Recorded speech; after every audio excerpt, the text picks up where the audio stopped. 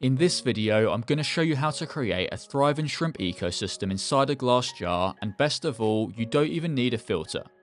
This might sound difficult, but it's actually super easy once you've learned how. So let's waste no time and get straight into the build. Here's the glass jar that I'm going to use. It's a decent size and will work great for this build. Because this jar isn't going to have a filter, the plants are going to do most of the heavy lifting in keeping the system healthy. For this reason, getting a nutrient-rich layer installed in the bottom of the jar is a crucial step for its long-term success.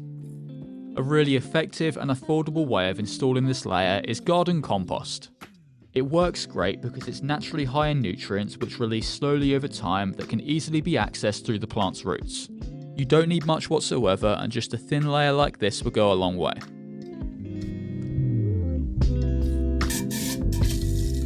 It's really important that this nutrient layer is capped and sealed off from the rest of the jar. To do this, I'm simply going to use some sand. Without this cap, the nutrients from the soil will leach into the water and cause some serious algae problems.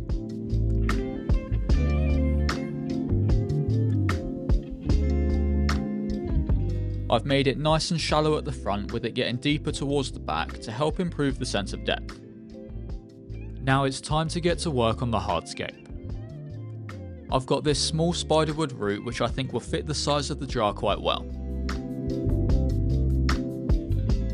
It is extremely simple, but I do like how it looks, and more importantly, it leaves loads of floor space for plants. Left as it is, it's going to float straight to the surface as soon as the jar is filled up with water. To stop this from happening, I'm going to attach a rock underneath which is going to hold it down in place. To join these two together, I'm going to use some liquid superglue and some tissue. I'm tightly wedging the tissue between them and then soaking it with the superglue. Before the glue dries, I'm sprinkling on some sand which will hide the glue marks and make the joint even stronger. The end result is a seamless bond between the two materials that's easy to do and shrimp safe. The spiderwood can now go back inside the jar, and I think it's ready to start adding some plants. The first plant to go in is going to be this crypt. Before planting, I'm taking it out of the pot and removing as much of the rock wool as I can. Some fine tipped tweezers or a fork come in really handy for this. I find it easier to add plants when the sand is just about submerged in water. I'm planting this crypt pretty much in the centre of the scape. This plant has been grown above water, so its leaves are going to change and adapt as it adjusts to growing submerged. Next, I'm planting in some Leliopsis. I'm planting this in the foreground, and it should slowly spread and carpet the open sand.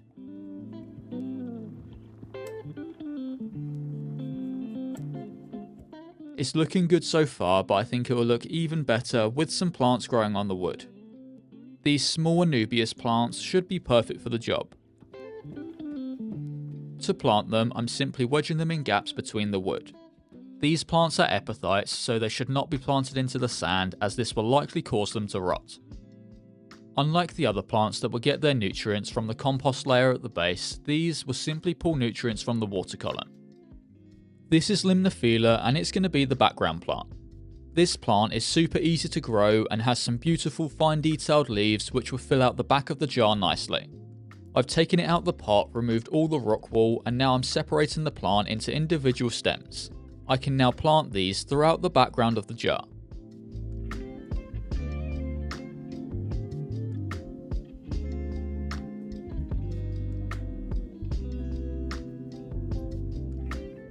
They are really short at the moment, but believe me, they'll grow nice and tall and bushy in no time. I think that just about does it for the planting. I've only used a handful of plants, but they've all got their purpose, and I think they'll look great once they grow in. Now it's time to get the jar filled up with water. I'm using this bubble wrap to help disperse the water a bit more evenly. Without it, the water would dig into the sand and bring the nutrient layer up, causing some serious imbalances.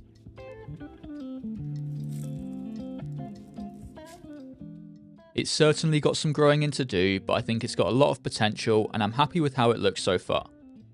I'm going to add the shrimp later once it's grown in and established, but first I want to sort out the lighting. I think this jar will make a nice display piece, so I'm going to set it up in my living room under this mini spotlight.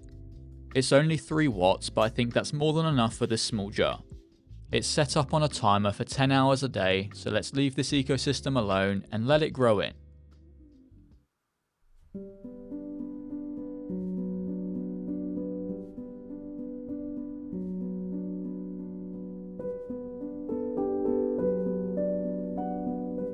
This nano shrimp jar is now 2 months old and it really is thriving. I'll take a look at the tiny inhabitants shortly, but first let's talk about the plants.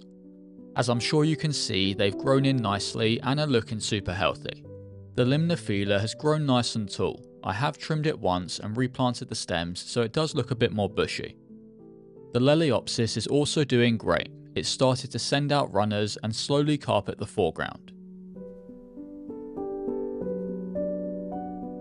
There is a slight bit of algae growing on some of the plants, but it is improving, especially with help from the shrimp.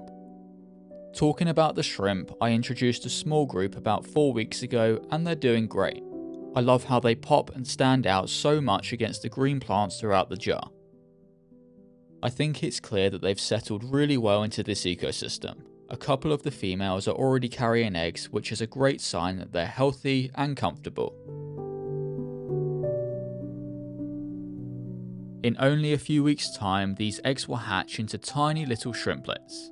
I will have to take a good number of the shrimp and put them inside other setups. There's just not enough natural food or space to support a large population. I think this shrimp jar has been a real success. It's made a really nice addition to our living room and I often find myself looking into the jar instead of the TV, just watching the shrimp go about their day and swimming around the ecosystem. I really hope you enjoyed this video and maybe even decide to create something like this yourself.